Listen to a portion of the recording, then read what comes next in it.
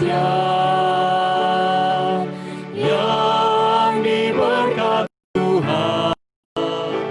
Hari dijadikannya dan yang disucikannya. Selamat hari penantian yang diberkati Tuhan. Itu jadi tanda sampai selama-lamanya. Diselamatkan kuasa dan kemenangan. Minta iman kuat untuk sucikan sabar. Sabat hari perhentian yang diberkati Tuhan. Itu menjadi tanda sampai selama-lamanya. Shalom, selamat malam. Saya rindu menyambut saudara sekalian dimanapun saudara berada, yang ada di dalam kawasan Conference Jawa kawasan Timur, ataupun di mana saudara berada. Kami menyambut dengan hangat untuk pasti saudara-saudara dalam seri acara KKR. Takutlah akan Allah dan muliakanlah Dia. Kami senang saudara-saudara boleh mengambil waktu untuk bergabung dalam acara ini yang boleh menjadi berkat bagi kita sekalian. Saudara sekalian, ada beberapa informasi yang boleh menjadi perhatian bagi kita. Dan informasi yang pertama adalah kami mengundang saudara-saudara untuk bergabung dalam acara KKR online Gereja Masehi Advent Hari ke-7 Conference Jawa kawasan Timur. Dan saudara boleh melalui akun Facebook, YouTube Advent KJKT. Bahkan boleh mengikuti melalui aplikasi Zoom yang tersedia. Kemudian, informasi berikutnya adalah saudara-saudara memiliki pergumulan atau hal-hal yang rindu untuk didoakan, silakan saudara menginformasikan kepada kami melalui ruang Facebook, kemudian YouTube, dan bahkan ruang komen di Zoom. Kami memberikan waktu kepada saudara-saudara dan doa usul kami akan doakan secara khusus melalui tim doa yang telah tersedia. Kemudian, informasi yang berikutnya yang boleh menjadi perhatian kita. Jika saudara melalui acara ini, kami terus mengundang saudara, bahkan mengundang, menyampaikan kepada saudara-saudara yang lain supaya bisa mendapatkan berkat melalui acara ini. Saudara-saudara, judul pembahasan kita pada malam hari ini adalah Karena Dia Ingin Dekat Denganmu. Pendeta Raymond Lohonauman sebagai Departemen Sekolah Sabat dan Pelayanan Perorangan akan boleh menjadi saluran berkat surga di dalam pelayanan firman Tuhan pada malam hari. Saudara-saudara sekalian, memulaikan acara KKR online ini dengan kita menyanyi di dalam lagu Sion nomor 345, Oh Hari Perhentian.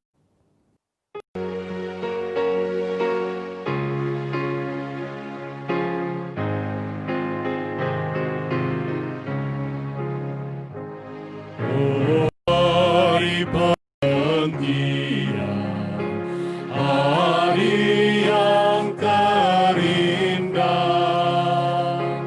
dan hari kesukaan bagi umat Allah. Di harimu yang suci, di sujud sembah, menyanyi suci-suci bagi Allah. Engkaulah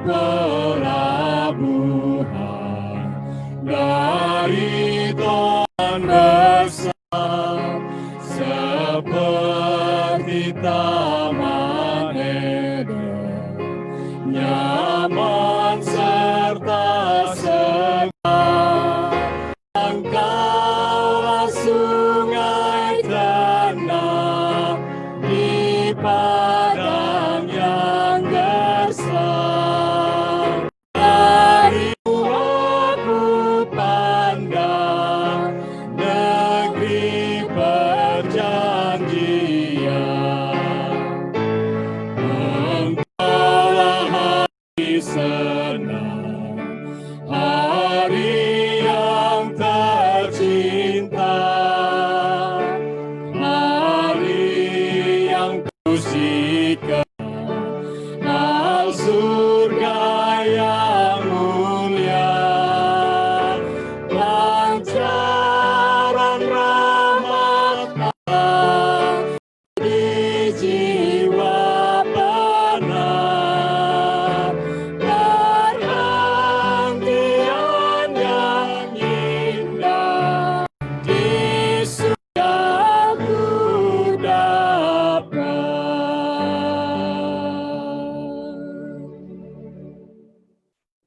Saudara sekalian, kami mengundang saudara-saudara untuk ikut bersama di dalam memulaikan acara ini melalui doa. Mari kita berdoa. Bapa Semawi, Tuhan pencipta alam semesta, Allah Maha Besar, kami memohon tuntunan kuasa Roh Kudus-Mu untuk boleh menuntun kami di dalam perbaktian pada malam hari ini. Tuhan memberkati hamba Tuhan Raymond Lohonoman yang akan menyampaikan sabda Tuhan. Kuasa Roh Kudus menjadi bagian hamba Tuhan ini, agar beliau boleh menjadi saluran berkat surga bagi kami semua ini. Pimpin ibadah ini boleh menjadi kekuatan iman bagi kami dan menjadi berkat. Di dalam nama Yesus Kristus kami berdoa. Amin. Pujian yang boleh memberikan pekabaran yang indah bagi kita pada malam hari ini, yang akan disampaikan oleh homili kuartet. Kami persilakan.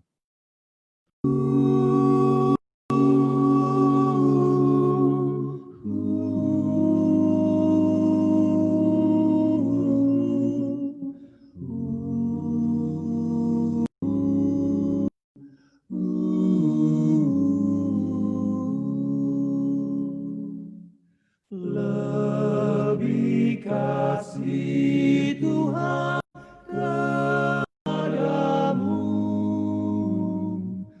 di sini ku sembah dan berdoa. Inilah doaku, lebih kasih Yesus kepadamu, ya Tuhanku. Dulu aku cari dunia ini, sekarang hanya Tuhan yang ku cari.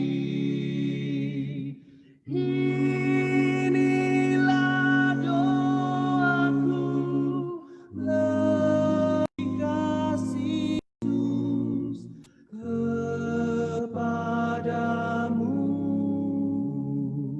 ya Tuhanku. Kalau hidup susah kan ku tempuh, ialah kasih-Nya di hidupku. Nyanyi bersamaku, lebih kasih Yesus kepadamu, ya Tuhan.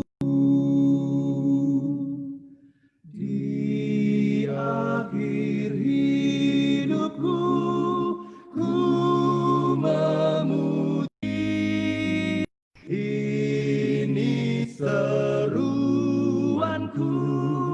sepenuh hati. Doaku lebih kasih Yesus kepadamu, ya Tuhanku.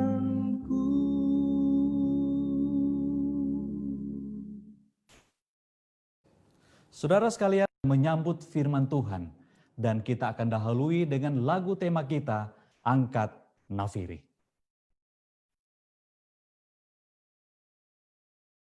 Angkat diri dan bunyikanlah, Yesus kan datang segera. Bersukacita dan pujilah, Yesus kan datang segera. Datang segera, datang segera, Yesus kan datang segera.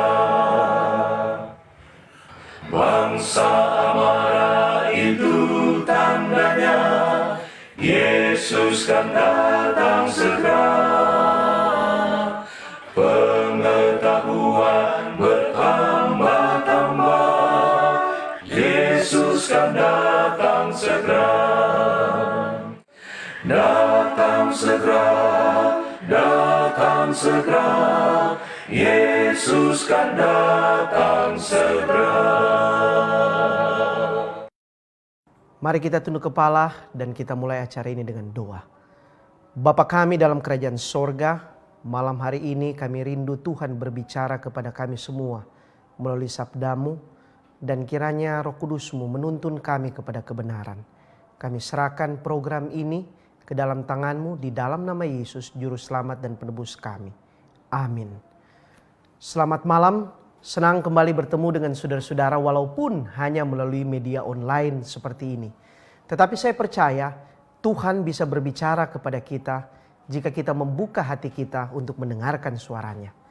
Malam hari ini kita tiba pada malam yang keempat dengan tema besar, takutlah akan Allah dan muliakanlah Dia. Dan khusus untuk malam ini, judul yang akan kita bahas adalah Karena Dia ingin dekat denganmu. Saudara-saudara sekalian, saya memiliki 2 orang anak. Satu waktu, anak saya, salah seorang di antara mereka berkata kepada omanya, "Dedi, akhir-akhir ini menjadi orang yang berbeda dengan yang dulu." Lalu ibu saya bertanya kepada anak saya, "Kenapa seperti itu?" "Oh ya, karena Dedi akhir-akhir ini terlalu sibuk sehingga dia tidak meluangkan waktu untuk kami. Terlalu banyak acara, terlalu banyak program yang harus dihadiri sehingga kami terabaikan."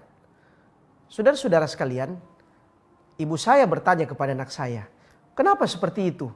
Kemudian anak saya memberikan alasan, "Dulu pada waktu Dedi masih bertugas di desa di Magetan, kami bisa mempunyai banyak waktu.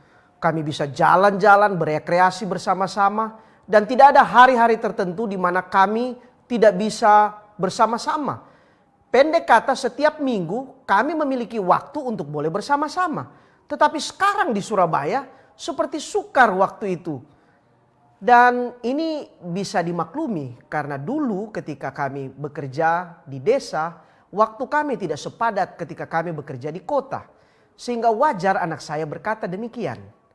Saudara-saudara sekalian, dalam pemahaman yang sama, saya ingin kita bawa pikiran kita kepada siapa Allah itu.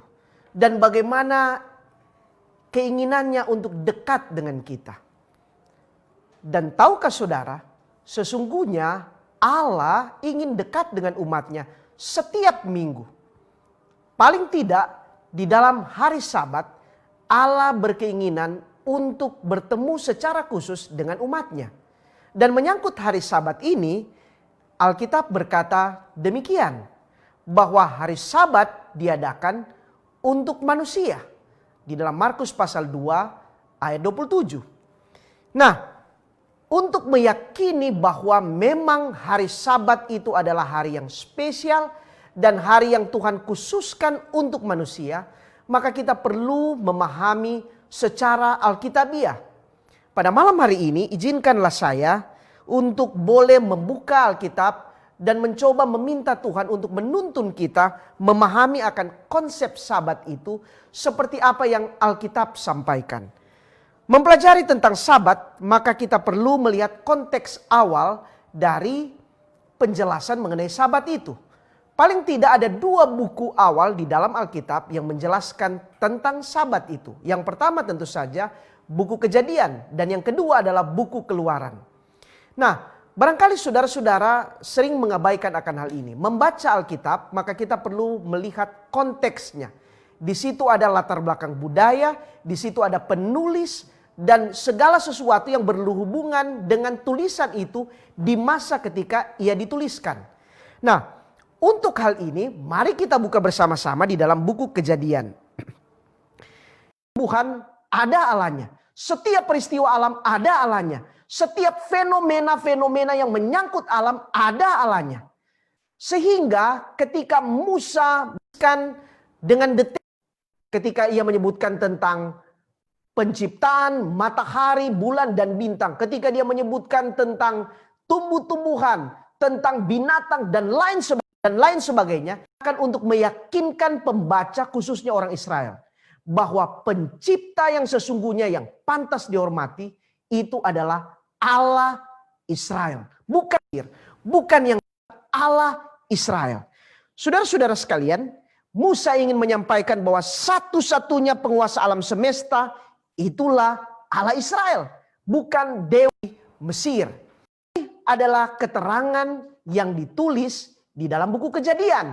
Ketika dia menulis satu persatu tentang kronologis penciptaan. Kemudian yang kedua, ketika dia menulis catatan tentang manusia di sana. Disebutkan bahwa manusia adalah ciptaan yang luar biasa yang dibuat oleh Allah. Saudara-saudara sekalian, apa hal ini harus disampaikan? Ada alasannya. Yang pertama adalah disebutkan bahwa manusia itu dalam rupa dan gambar Allah. Mengapa harus demikian ditulis? Sebab tradisi orang Mesir, maka ada banyak dewa-dewi yang disembah yang dalam rupa binatang. Nanti sebentar saya akan tunjukkan kepada saudara beberapa slide yang menunjukkan orang Mesir kuno menyembah Allah mereka yang dalam wujud binatang. Musa ingin menyampaikan bahwa binatang itu diciptakan dan manusia ini adalah dalam rupa dan gambar Allah. Jadi dengan demikian manusia memiliki status kedudukan yang lebih tinggi. Kemudian di dalam penciptaan disebutkan juga manusia untuk berkuasa atas segala binatang di udara, di darat, di laut, dan lain sebagainya. Mereka disuruh untuk berkuasa. Maka Musa ingin menyampaikan kepada orang Israel bahwa yang disembah oleh orang Mesir selama ini itu hanyalah sesuatu yang di bawah status dari manusia itu sendiri. Ini saudara-saudara, saudara boleh lihat gambar ini. Contoh misalnya dewa Heket yang disembah oleh orang Mesir. Rupanya di dalam bentuk katak. Sebabnya kita ketahui bahwa salah satu tulah yang membinasakan orang Mesir adalah munculnya katak. Seakan-akan Tuhan ingin berbicara bahwa kamu sembah itu, dia menyusahkan kamu. Dan lain sebagainya. Saya tidak punya cukup waktu untuk menjelaskan satu persatu akan hal ini. Tetapi ingin saya katakan bahwa betapa apa yang selama ini disembah bukanlah sesungguhnya Allah yang harus disembah. Nah, pada akhir dari penciptaan itu, seperti yang kita ketahui, bahwa ada atau kata-kata penting yang Allah sampaikan di sana. Di dalam Kejadian pasal 2 ayat 1 hingga ayat yang ketiga, disebutkan Allah berhenti, Allah memberkati, dan Allah menguduskan. Nah, ini jelaskan mengapa Allah berhenti. Kembali lagi kita kembali kepada konteks ketika buku Kejadian dan Keluaran ini berbicara tentang Keluaran, Maka kita mulai dengan catatan di dalam Keluaran pasal 1 mengenai informasi pergantian kekuasaan. Di mana kekuasaan berakhir ganti oleh dinasti pribumi yang akhirnya bangkit dan menjadikan orang Israel budak. Jika saudara membaca akan Keluaran pasal 1 disebutkan raja baru yang bangkit. Tetapi yang ingin saya bawa pikiran saudara adalah perhatikan kalimat atau kata-kata yang terdapat di dalam Keluaran 1 ayat yang hingga ayat yang ke-14. Di situ dijelaskan bahwa ada penindasan, ada kerja paksa, ada merasa ada makan hidup mereka dengan pekerjaan yang berat, disiksa sebagai budak dan lain sebagainya. Dengan kata lain, orang Israel yang hidup sebagai budak mengalami yang luar biasa. Itu secara jelas ditulis di dalam ayat-ayat tersebut. Saudara-saudara sekalian, catat ini dengan baik. Bahwa Allah menyuruh. Saya ingin mengatakan sesuatu. Bahwa kehidupan orang Israel sebagai budak, maka hampir mereka ini tidak punya kebebasan. Selain mereka di fisik, maka sebagai budak mereka tidak bisa mengatur waktu. Tidak ada waktu istirahat. Tidak ada waktu di mana mereka boleh lakukan sesuatu demi untuk kepuasan diri mereka. Tidak ada. Untuk menyembah Tuhan. Semuanya tergantung dari perintah mandor atau majikan atau tuan mereka. Sehingga saudara-saudara, kehidupan seperti ini adalah kehidupan yang tidak enak. Saya ingin juga sesuatu mengenai budak. Budak adalah seorang yang tidak punya kebebasan apa-apa. Seorang yang tidak bisa menjadi tuan atas dirinya sendiri. Karena semua aspek kehidupan tuannya. Nah, Tuhan berkata kepada Musa berkali-kali disampaikan bahwa ketika mereka akan keluar, Musa setiap kali meminta kepada Firaun, dia selalu mengatakan, izinkanlah, biarkanlah mereka beribadah. Biarkanlah kami beribadah kepada Tuhan di padang gurun. Alasan beribadahlah yang disampaikan. Saya ingin menekankan satu. Sekali lagi bahwa budak, mereka tidak punya keluasan untuk menentukan waktu bagi diri mereka sendiri. Jangankan berbicara tentang waktu untuk berbakti. Untuk diri mereka sendiri, mereka tidak. Kenapa? Karena segala sesuatu ditentukan oleh Tuhan mereka. Jadi, ketika kita membaca akan Keluaran pasal 20, ayat 8 hingga 11, yang berbicara berhenti, kemudian menyembah Tuhan, maka kita dapati di sana ada konsep yang mendasar. Bahwa Allah ingin umatnya untuk terbebas dari semua tekanan. Satu hari dia menyembah Tuhan. Saudara-saudara sekalian, Allah benar-benar ingin membebaskan umatnya dari perbudakan. Keluaran pasal 6 ayat 5, Tuhan, akulah Tuhan membebaskan kamu dari kerja paksa orang Mesir. Kemudian Musa pergi, tetapi Keluaran pasal 6 ayat 8, orang Israel justru merasa susah ketika mendengar Musa. Mereka putus asa oleh karena perbudakan yang sangat berat. Saudara-saudara sekalian, saya dari tadi mungkin saudara memperhatikan saya mengulang-ulang perbudakan. Barangkali saudara akan katakan, oh ya itu zaman dulu. Itu ketika orang Israel berada di Mesir. Atau mungkin dulu di zaman penjajahan. Atau dulu ketika hak asasi dan lain sebagainya. Di satu sisi mungkin saudara benar. Tetapi pikirkanlah akan apa yang ingin saya tunjukkan kepada saudara-saudara. Hari ini, ketika kita meluangkan banyak untuk bekerja, bukankah kita kalau tidak bisa mengontrol akan hal ini, kita menjadi budak dari pekerjaan kita. Hari ini, kita meluangkan banyak waktu, habiskan hanya untuk hal-hal yang berhubungan dengan mencari uang, tanpa kita sadar kita telah menjadi budak uang atau budak harta. Seorang yang bernama Porter pernahkan sebuah tulisan. Dia sebutkan rata-rata orang Kristen katanya hidup sampai 75 tahun. Rata-rata. Tetapi perhatikan di sana, 23 tahun dia untuk tidur. 19 tahun dia gunakan hanya untuk bekerja. 9 tahun untuk nonton TV, 7,5 tahun untuk berpakaian, 6 tahun untuk makan, 6 tahun untuk mengadakan perjalanan. Dan sesungguhnya 75 tahun, kalau di total waktu untuk beribadah, itu hanya setengah tahun. Setengah tahun itu terdiri dari mungkin 1 menit kita berdoa makan, 2 menit kebaktian, dan lain sebagainya. Kurang sekali. Apa artinya? Artinya bahwa seluruh waktu kita telah habiskan untuk sesuatu yang bukan untuk Tuhan. Kalau itu keadaan orang Mesir atau orang Israel pada waktu di Mesir yang sedang dikuasai oleh orang Mesir.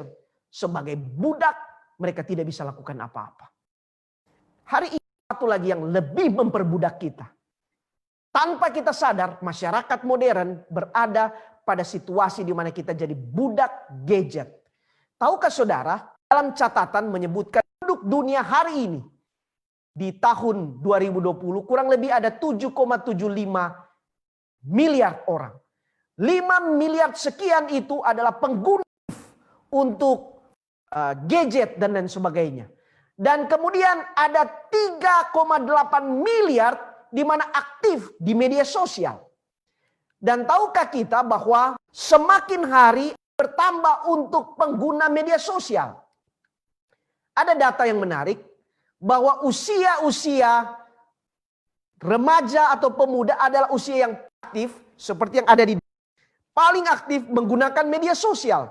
Dan di Indonesia sendiri pada tahun 2018 pernah dibuat survei bahwa usia belasan atau di awal adalah usia yang paling aktif. Tidak heran, orang Indonesia tanpa sadar adalah orang yang sangat aktif di media sosial. Di satu sisi mungkin adalah sesuatu yang baik. Tetapi ketika semua waktu tersita untuk hal itu. Dalam catatan Indonesia di Asia ini adalah nomor 2 setelah Filipina. Yang paling aktif dan banyak menggunakan media sosial. Paling banyak adalah menggunakan Facebook dan WhatsApp. Orang Indonesia berada di urutan kedua. Apa artinya?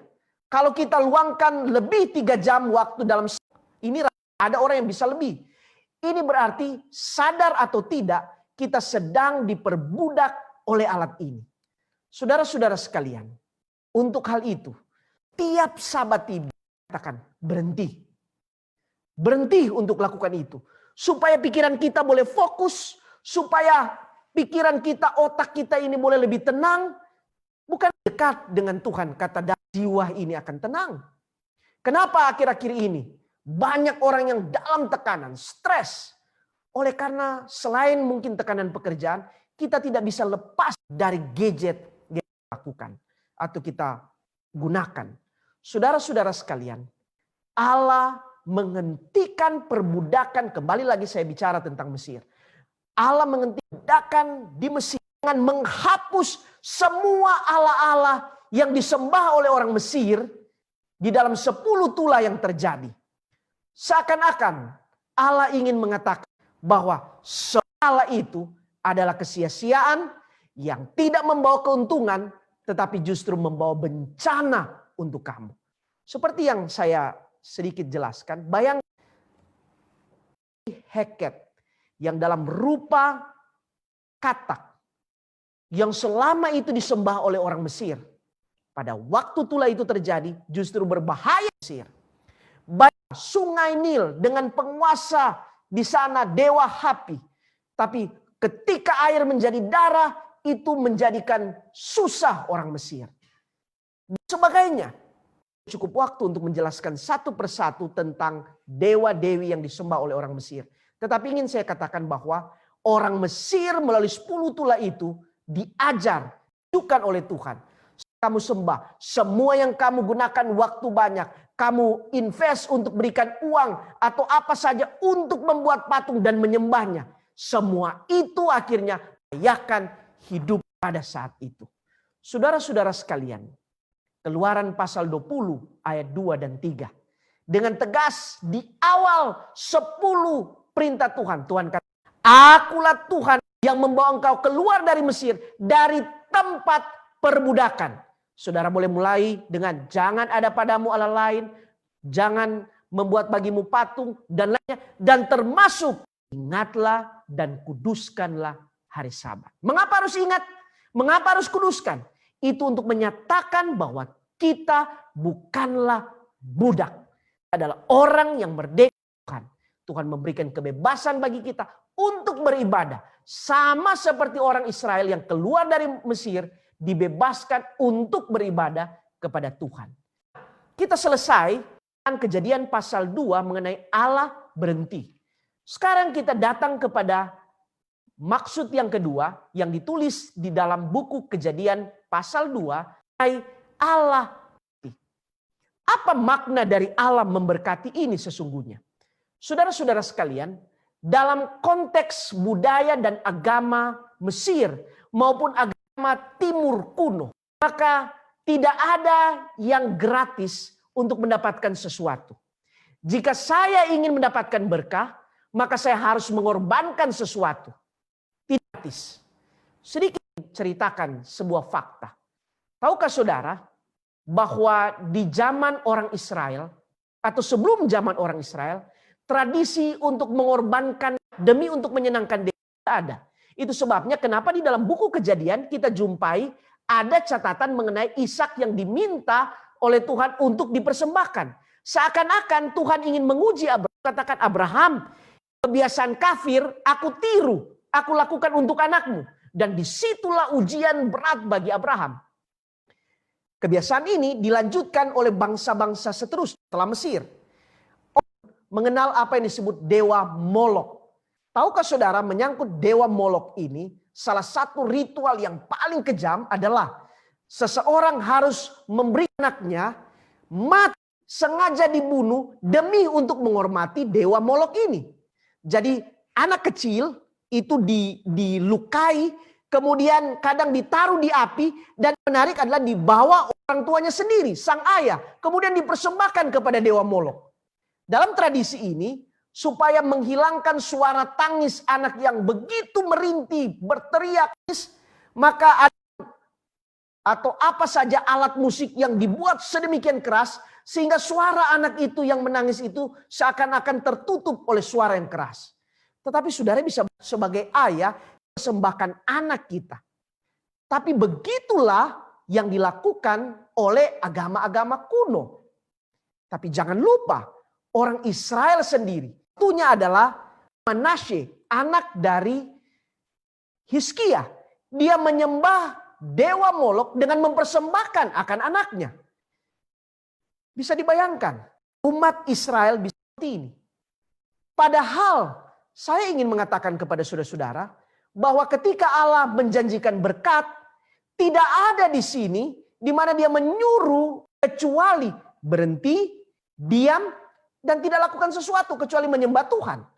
Mudah bukan? Tidak ada yang dikorbankan di sini. Betapa mudahnya mengikuti Allah Israel. Herannya orang Israel justru mengikuti Allah asing itu. Saudara bisa membayangkan akan hal ini. Ketika Allah menyuruh orang Israel di mana dia akan memberkati, tidak ada syarat-syarat yang berat yang dia berikan di sana. Nah, sekarang kita pindah kepada yang ketiga. Apa yang dimaksud dengan menguduskan? Menguduskan. Kembali lagi kita berbicara dalam konteks penulisan buku Keluaran pada saat Musa ada dan apa yang biasa dilakukan. Mesir subur atau bisa hidup karena ada sungai Nil. Saya mau cerita sesuatu. Mesir ini ada dari Afrika. Besar daerah Afrika adalah daerah yang kering. Tetapi sepanjang tahun di Mesir tidak pernah kering. Kenapa? Karena ada sungai Nil di sana. Nah, bagi Mesir, berarti Nil itu lebih dari yang seharusnya. Di sanalah mereka yakini ada dewa Hapi, penguasa dari Mesir. Itu sebabnya mereka selalu mengadakan ritual di sana. Dan ini yang saya ingin katakan, dituliskan di dalam Alkitab. Saudara membuka buku Keluaran dengan cerita tentang Musa yang ditaruh di sungai Nil, kemudian diambil oleh putri Firaun, bukan? Catatan Alkitab hanya sekedar bahwa putri Firaun itu mandi. Tetapi pernahkah kita berpikir bahwa kalau hanya mandi, kenapa harus datang ke sungai Nil? Bukankah di istana mereka punya tempat mandi? Tetapi di sini ada yang saudara tidak ketahui. Sesungguhnya bagi tradisi para raja, putri, dan pembesar bangsawan Mesir, datang ke Sungai Nil adalah sebuah ritual penyembahan. Jadi ketika pun pergi ke Sungai Nil, ini adalah Hatshepsut. Hatshepsut ibu dari Musa yang pergi ke Sungai Nil. Maka ketika dia pergi ke sana, yang pada saat itu dia belum punya anak laki-laki, kemudian bukan bayi Musa. Ini sama dengan dia mempercayai bahwa Dewa Hapi sedang memberikan kepadanya seorang anak. Saudara-saudara sekalian, Mesir sangat tahyul. Jadi Musa sesungguhnya nama lengkapnya adalah Hapi Mose. Hapi Mose artinya seorang yang diangkat dari, yang diberikan pemberian dari Dewa Hapi. Jadi ritual datang ke Mesir, maksud saya datang ke Sungai Nil adalah ritual penyembahan. Itu dengan apa yang sekarang ini menjadi tradisi di India. Di mana setiap tahun atau waktu-waktu tertentu ribuan atau semua orang India yang beragama tertentu mereka datang lalu kemudian mengadakan penyucian diri di Sungai Gangga. Nah, mari kita pikirkan di sini. Andaikan hanya tempat tertentu yang dijadikan tempat sakral, tempat yang kudus, maka saya pikir tidak semua manusia akan beruntung, bukan? Bagaimana dengan saya yang tidak pernah dia? Bagaimana dengan saudara pergi ke Sungai Nil? Disinilah Allah itu luar biasa memberikan sabat.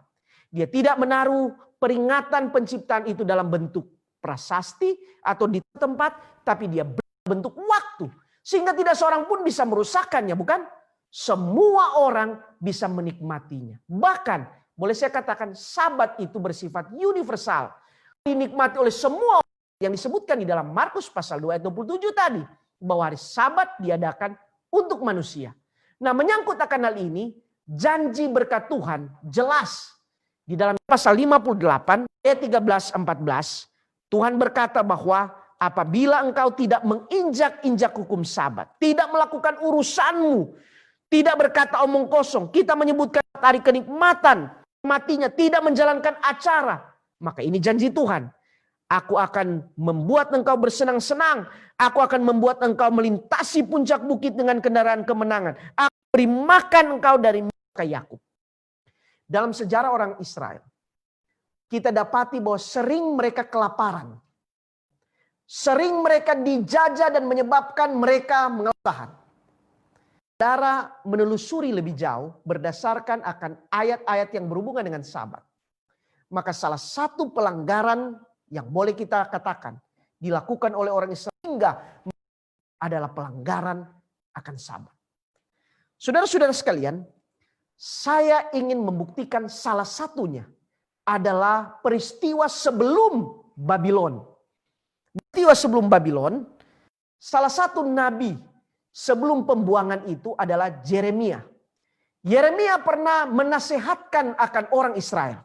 Mari kita buka bersama-sama di dalam Yeremia 17 ayat 21 hingga ayat yang ke-27. Ada catatan-catatan di sana. Saudara boleh lihat di sana. Jangan angkut barang pada hari Sabat, jangan lakukan suatu pekerjaan, tapi kuduskan. Jangan ada urusan. Semuanya dinasihati Tuhan dengan jelas. Dan ini peringatan Tuhan.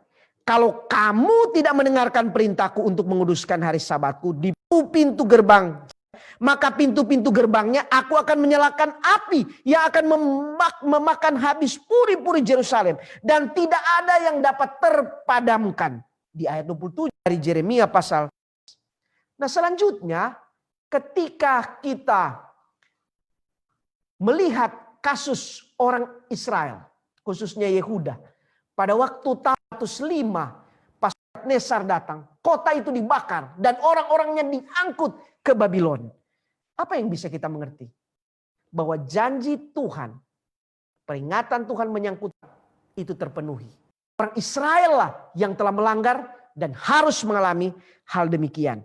Nah saudara-saudara sekalian, ingin saya katakan bahwa selain karena dosa para pemimpin, maka Sabat inilah yang menyebabkan orang Israel ditawan ke Babylon pada tahun 605. Nah, menyangkut Babylon, saya perlu memberikan catatan di sini. Hanya ada 2 bangsa di dalam Alkitab yang pernah memindahkan orang Israel atau menyebabkan orang Israel terpisah dari tanah airnya. Satu tentu saja Mesir, seperti yang saya sudah jelaskan. Dan yang kedua Babylon. Nah, ada yang berbeda antara Babylon dengan Mesir. Kalau Mesir, mereka menekan Israel itu dengan tekanan perbudakan, maka Babylon memang ada tekanan fisik. Tetapi Babylon lebih banyak memberikan pengaruh hedonisme atau kenyamanan, kenikmatan hidup. Ini terlihat nampak jelas, saudara membuka Daniel. Daniel pasal 1 diceritakan bahwa Daniel, Sadrak, Mesak, dan Abednego dan kawan-kawannya diminta untuk bergabung di istana, kemudian ditawarkan makanan yang menyenangkan. Apa yang menyangkut akan hal ini? Daniel pasal 1 ayat 8 menyebutkan bahwa Daniel berketetapan untuk tidak memisahkan diri dengan santapan raja. Artinya bahwa Babylon menawarkan kenyamanan. Babylon ingin mencuci otak orang Israel dengan kehidupan yang... Tapi Daniel, hal yang lain lagi menyangkut akan hal ini. Maka ketika saudara membuka Daniel pasal 5, Daniel pasal 5 ayat 2 hingga 4, seperti catatan sangat luar biasa. Begini, di Daniel pasal 1 kita temukan bahwa ada catatan di dalam ayat 1 dan 2 bahwa Nebukadnezar mengambil semua hal yang perangkat-perangkat atau barang-barang yang dikuduskan biasanya ditaruh di dalam bait suci, dia angkut kemudian dia taruh di rumah dewanya.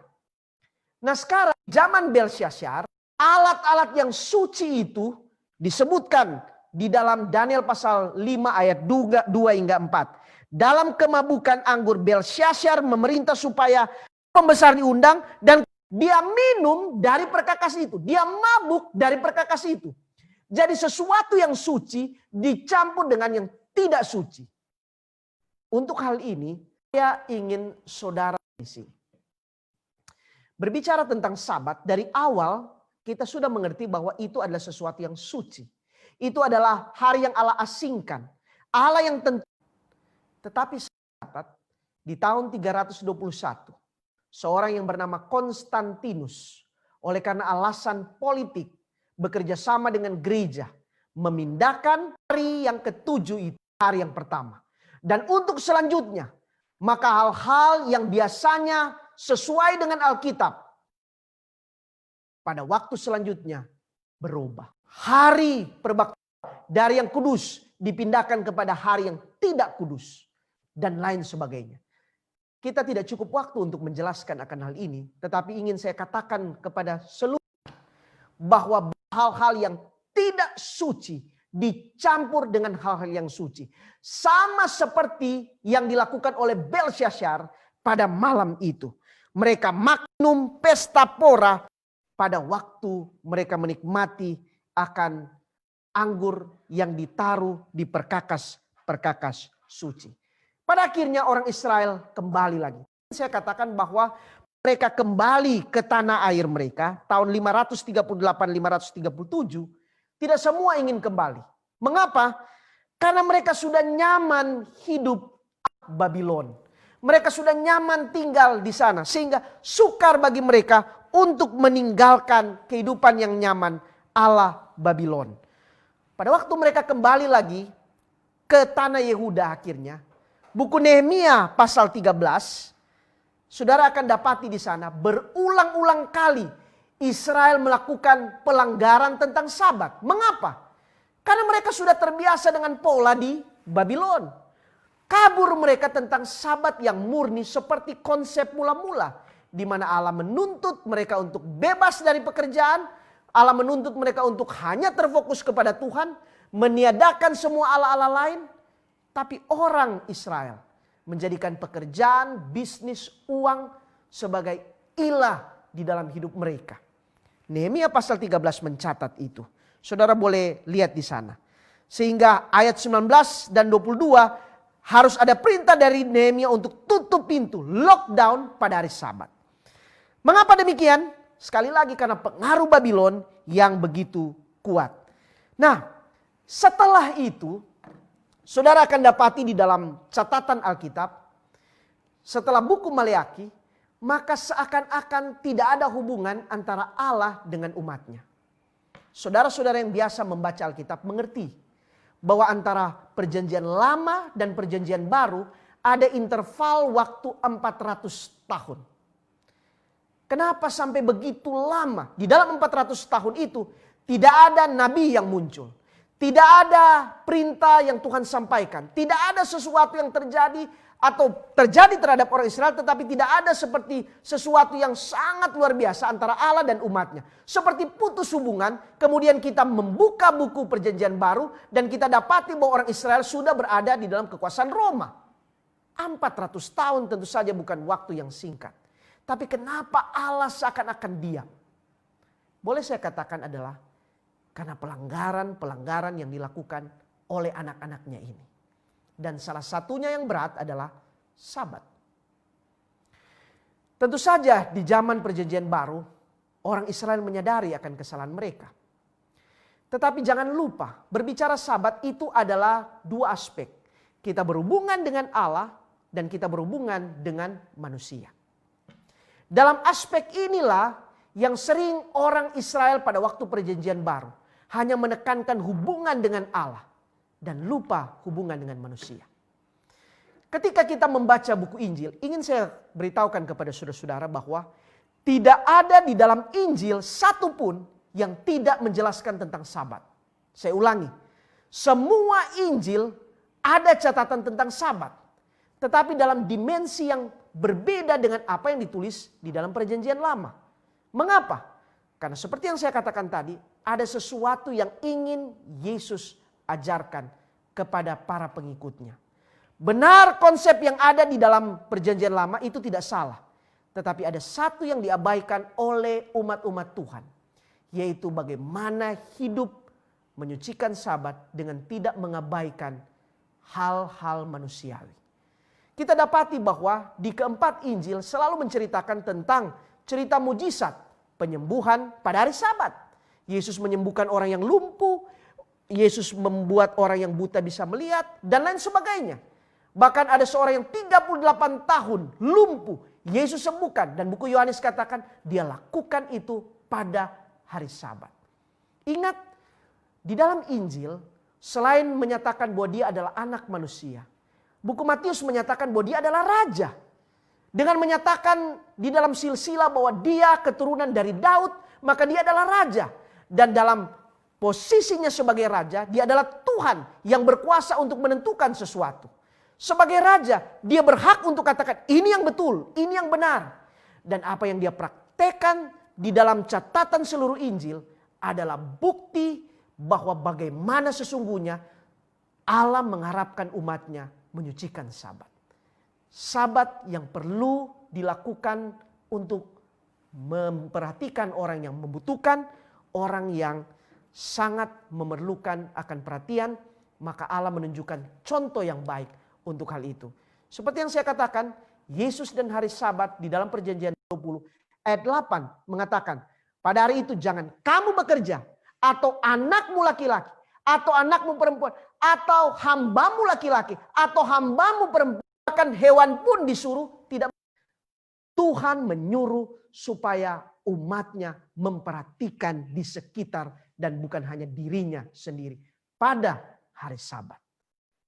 Nah, dengan demikian jelas memahami apa sesungguhnya konsep Sabat yang benar sesuai dengan Alkitab. Saudara-saudara sekalian, kita tiba pada bagian akhir ini.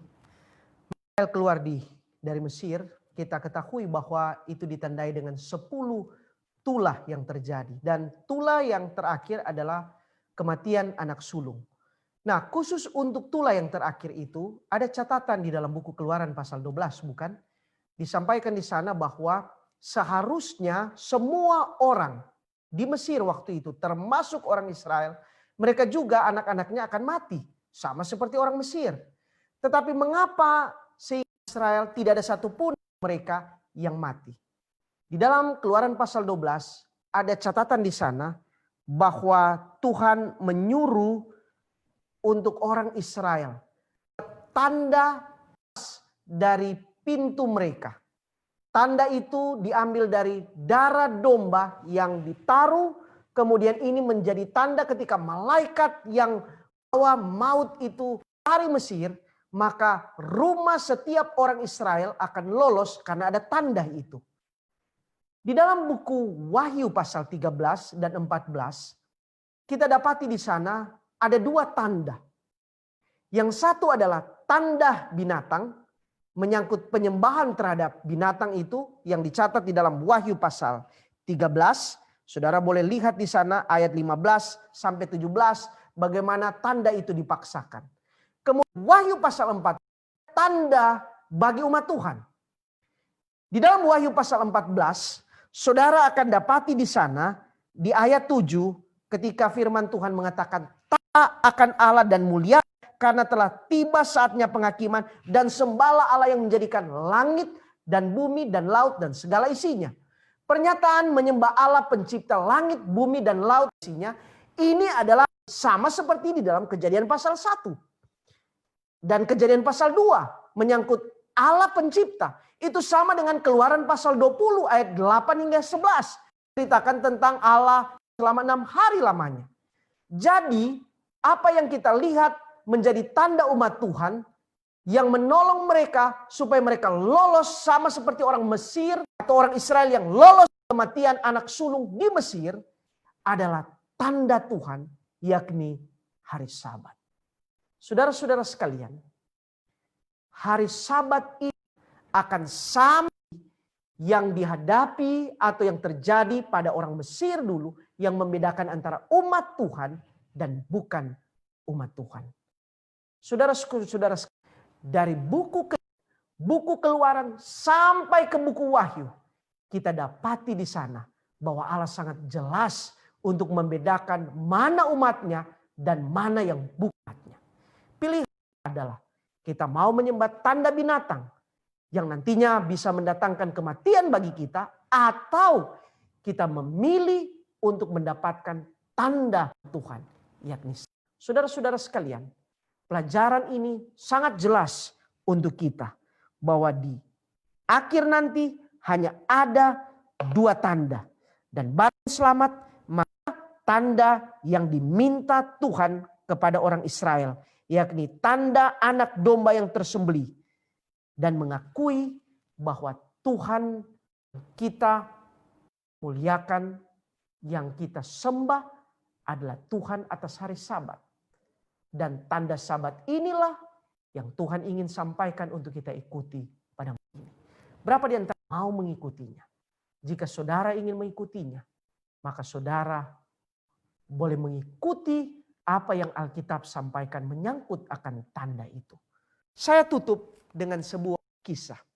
Satu kali di sebuah jalan di Jakarta, ada tanda seperti ini. Dengan tulisan bahwa becak dilarang masuk.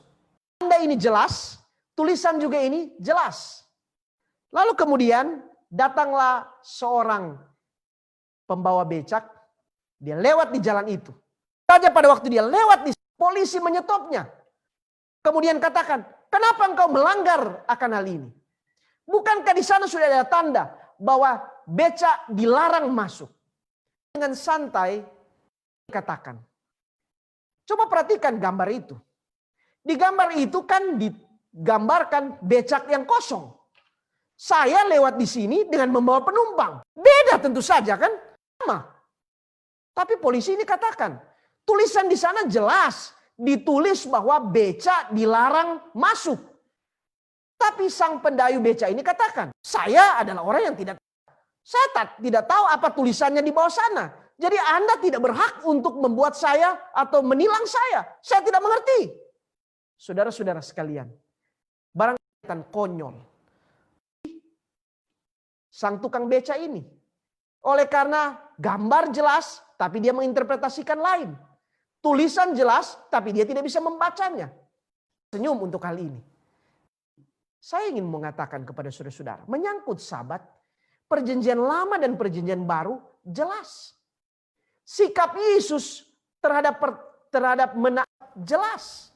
Perintah yang disampaikan itu sangat jelas. Adalah merupakan sesuatu yang diharapkan bagi kita yang memahami perintah tentang Sabat ini untuk dalamnya.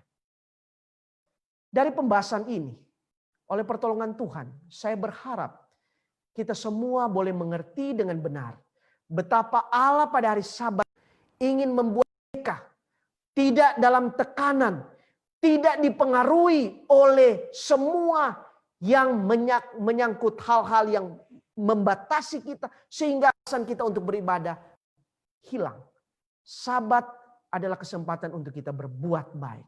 Sabat adalah kesempatan di mana kita boleh berhubungan dengan Tuhan dan di saat yang sama juga kita berhubungan sama dengan Tuhan.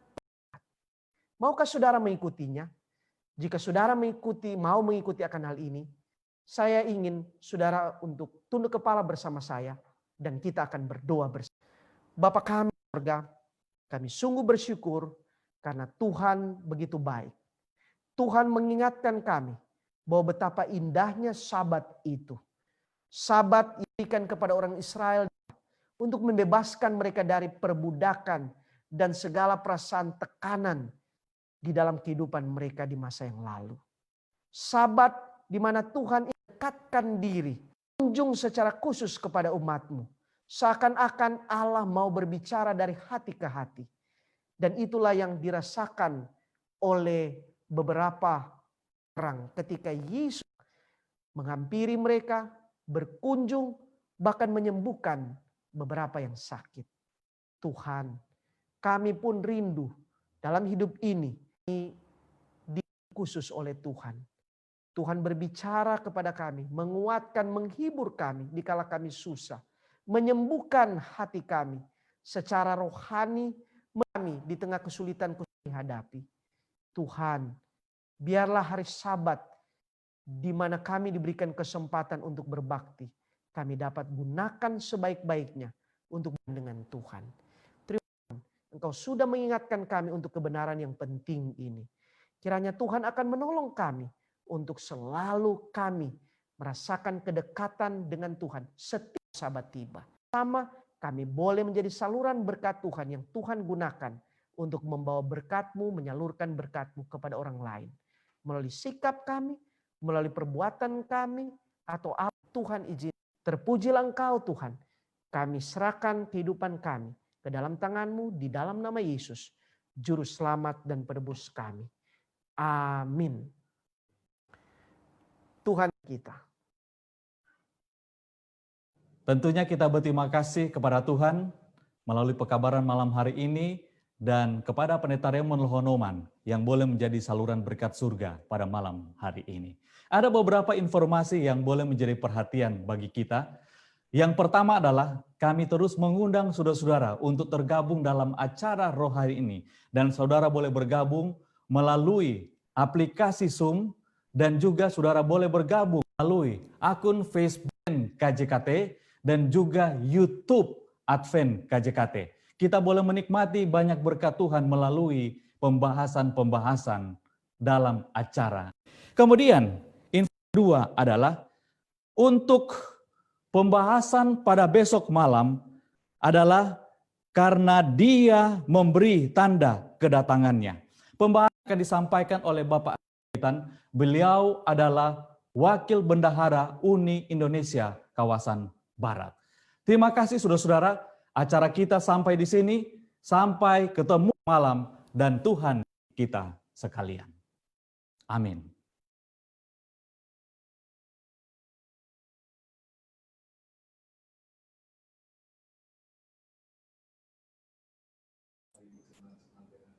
Mau langsung masuk?